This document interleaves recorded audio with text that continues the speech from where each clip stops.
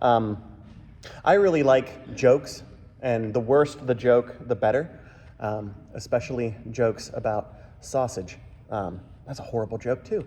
But yeah, I actually have a calendar in the office of dad jokes. So if you're ever bored and want to groan really loudly, come see me, and I will tell you the daily dad joke for the day. One of my favorite jokes, though, and it stings, I'll be completely honest. It stings a little bit when I hear it and say it, but I absolutely adore this joke because it's about an English professor teaching a class on literature. And the author of the class is sitting in to see what he has to say about his work. And so the teacher goes on, and he starts talking about how, the author uses blue curtains in the room of the protagonist to show the sadness, the depression that the character is going through, and just goes off on length about all of this. And the author is just sitting there listening, finally just stands up calmly, takes the microphone, and just says, "The curtains were blue because they were blue." There was no hidden meaning. There was no greater meaning to that. In fact, what the professor was doing is something that people who dissect literature and things like that, it sometimes happens, and you focus on the wrong thing. It wasn't about the curtain, it wasn't about the room, it was about the protagonist and what they were going through. And that's a common thing that happens, not the literature class or anything, but focusing on the wrong thing. It happens. It's an unfortunate thing that happens, but it happens nonetheless. I would hazard a guess right now that there are some people, possibly here in this sanctuary, in other sanctuaries, not fully here and not fully engaged. Like they're thinking about what comes next. Okay, there's the meeting. We got to get out of here at a certain time so we can go get a good table at Bob Evans. This football game's on. That sporting event is on. And I got to do this amount of cleaning. I have to go to Walmart. And I got to get groceries. There's so far and so on and yada yada. And I'm not trying to call anybody out. I'm just pointing out that sometimes human beings have attention spans that can only be measured in microseconds. It's easy to get distracted. And this is something we know from a very young age, because how is it you get the child to stop crying? You take the keys out and jingle it in front of them. And whatever they're focusing on, they forget. It's why doctors give lollipops, so they can focus on getting the lollipop, getting the sucker, getting the sticker at the end of the trip. Never mind, don't focus on the needle right now. Don't focus on the fact that I'm giving you a shot that you're not going to enjoy. Just focus on the fact that if you're a good kid, you'll get the lollipop and the sticker afterwards. Misdirection, distraction. It's something that is useful as a tool, but it's also something that is detrimental to us. Because not only if we focus on the wrong things in our lives, we're missing out on something else. You can only focus on so much at one time, and part of the problem is it doesn't just affect our day-to-day lives. It affects our spiritual lives as well. It's very easy for us to, not be in the moment and not be present and to focus on the wrong thing. The reading from 1 Corinthians shows what happens when things are off kilter and off balance. The church in Corinth lacks focus. Boy, howdy, do they lack focus. They lack so much focus, in fact, that 1 Corinthians isn't even the first time Paul wrote to them, because he makes mention of other letters in the letter. We just don't have those ones. He was consistently and constantly trying to help them get through the issues. It was described to me thusly: it's the kind of place a young pastor never wants to go for their first call. There are too many issues and too many problems. And Paul begins the letter just by calling everybody out. Is Christ divided? Basically, what he is saying as he starts is stop it. Get some help. Chloe is reporting that people are fighting over the teacher that they had, which seems weird. And I did that when I was in first grade. That's something that kids do. It's like, oh, I love my teacher. She's the best. No, my teacher's the best. So on and so forth. And that's what these grown adults are doing. Well, I'm a disciple of Paul. I'm a disciple of Cephas. I'm a disciple of Apollos. Well, I'm so good, I only follow Jesus. Wonderful. But here's the thing. The reason that they were doing it was not to brag on their teacher. It was showing off their pedigree. Well, I followed Paul, and Paul did all of these things, therefore I know more than you. I should have more authority. I should have more power than you. Well, no, Cephas, the Rocky, I learned from him, and he taught me all of this stuff, so therefore I should be the one. And this isn't the first time that they do this. And that's what the problem is. And you can tell that this is a problem because it comes up again later when they're discussing the Lord's Supper. Because they're using that to jockey for position and everything. And Paul's message is clear. Stop it. Get some help. Christ has been divided. How could you divide up Christ like that? What difference does it make if I taught you, or Peter taught you, or Apollos taught you? We're all saying the same thing, just differently. It's not about you. I didn't die for you. Jesus did. Every one of the people that Paul mentions in this letter, it's all the same team. And that's the problem. When a team doesn't know what the team is doing, they're not going to be able to function well.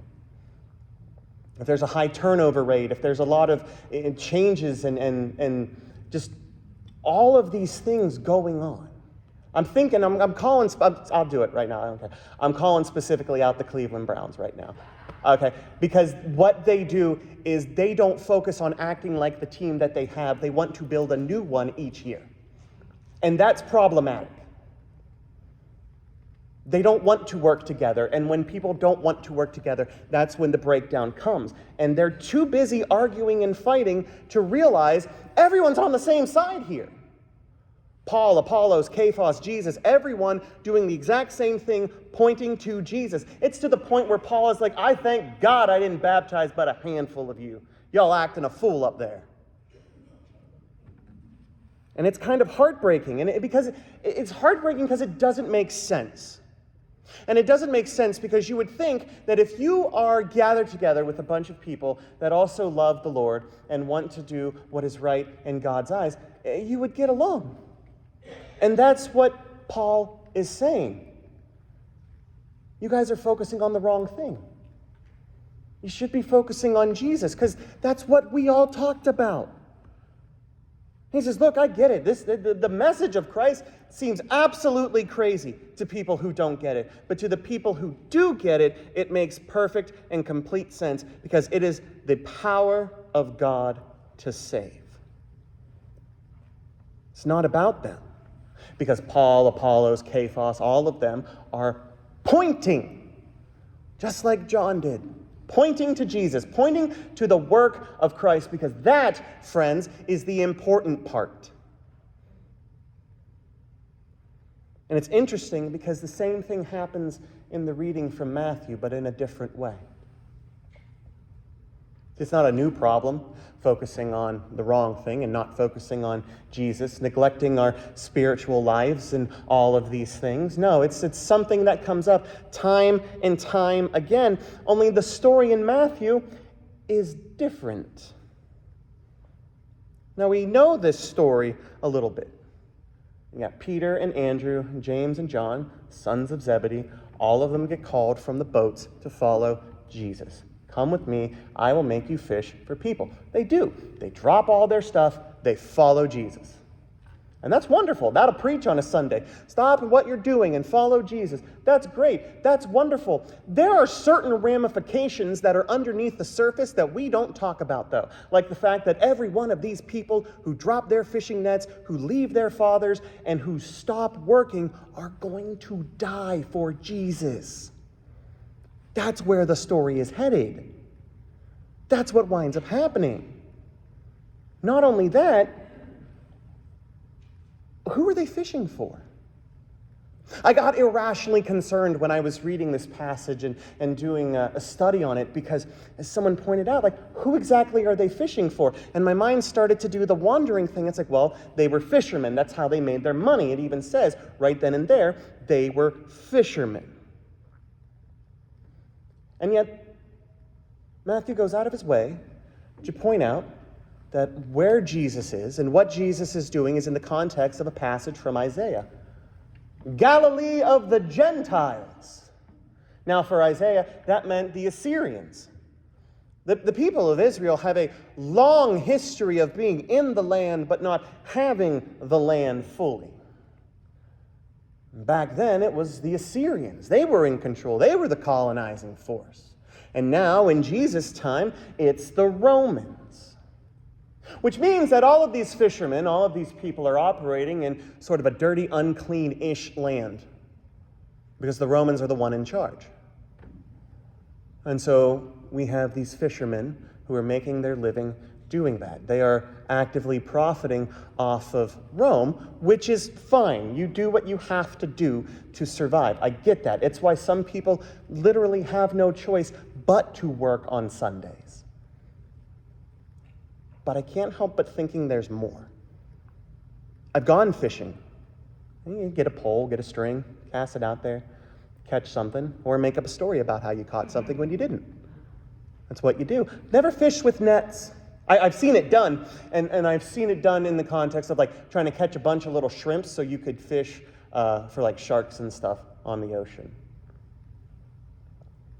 I don't know how big the nets were, but I know that there's a story in here that so much fish is caught that the boat wasn't able to bring them on, which leads me to wonder, who would need that much fish? Clearly, they had the capacity to catch a lot of fish, right? Which makes sense. This was their livelihood. I get that. I understand that. You catch the fish, you go and you sell it. Makes perfect sense. How do they store them? There is no refrigeration system. If you catch fish and you expect to sell them that day and you don't sell them all, you are going to have so much leftover fish. Wonderful. You take that fish home and eat it, and then there is still more fish. That's profit. That's not being used. So my question to you is this: who then would need a large amount of fish at one time? The Roman Empire. It is highly possible that they were supplying fish to Rome. It makes sense. Again, you do what you have to do. But that's the underpinning here. It's not just that they left their dads. It's not just that they decided to become unemployed for Jesus. It's that they actively decided who they were following that day. They didn't have to. In no way, shape, or form did they have to. They could have had the soft, comfortable, cushy life. They could have been a fisherman. They could have stayed with their families. They could have done things to just be comfortable. Go fishing, sell the fish, yada, yada, get married, have kids, wash, rinse, repeat. The standard, stereotypical stuff. No, instead, you get some guy walking by, talk about fishing for people. That sounds like a pretty good idea. I'm going to follow him. Later on down the line, you are now persecuted and crucified for this man. And none of that had to happen. That's what you get. That's what they got. That when you follow Jesus, that's what you do. You give up everything to follow Jesus. They don't just give up their jobs. And they don't just give up their lives. They give up their power. They give up their control because they realize that there is something that is so much more important. It's more important than the powers of Rome. It's more important than who my teacher is. It's more important than the self. A famous Vulcan once said, "The needs of the many outweigh the needs of the few or the one." And I think about that quite often. About the personal sacrifices we as followers of Christ are called to make. And part of that is not being in charge. to actively listening and seeing where it is that God wants us to be, to do what it is that God wants us to do. Is it easy? No. Is it always fun? No. It's what we're called to do. Our focus, our goal, is to point to Jesus. Period. End of sentence. That's what we do. That is how we function. John did it. After Jesus, the apostles did it. And we are of that line. We point to Jesus. The question is, what distracts us? There's a lot. I was told one time, I was going to guest preach at a church. Ask me when they let me preach. It was Super Bowl Sunday. Yeah, you're laughing because you know nobody was there. They let me preach on Super Bowl Sunday because, well, the pastor wants to watch football and nobody's really going to be there. So go ahead, knock yourself out, kid.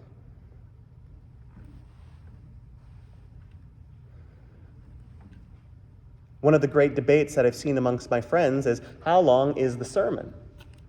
Nobody likes my answer. The sermon is exactly as long as the sermon needs to be. That's the answer. But interestingly enough, different denominations have different averages on the amounts of sermon time. And none of that's important, to be honest. The length of the sermon is not important. What is important is the content of the sermon. And the content of a good sermon is about one thing and one thing only. I have a friend who will ask me, "What are you preaching about on Sunday, Sam?" My answer is literally always the same thing: Jesus. Didn't you preach on Jesus last week? Yep, and I'm doing it again. But I'm doing it about this topic now.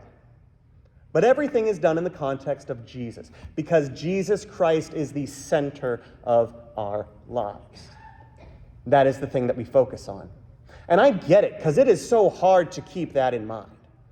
There are only X amount of hours in the day where we have to do this, that, and the other thing. And now you're telling me I have to have spiritual practices and things like that in the midst of that? That is precious time that I could be doing something else. There is laundry to fold. There are dishes to do. There are meetings to go to. Blah, blah, blah. Excuse, excuse, excuse. Why? What would happen if we just stopped and focused everything and our whole attention on Jesus? I can tell you what would happen. It'd be terrifying. It 110% absolutely would be terrifying. Because what following Jesus means is that you're not in charge. You're not the boss. You're doing what someone else wants you to do. And sometimes, as Jesus points out to Peter, that means taking you by the hand to a place you don't want to go.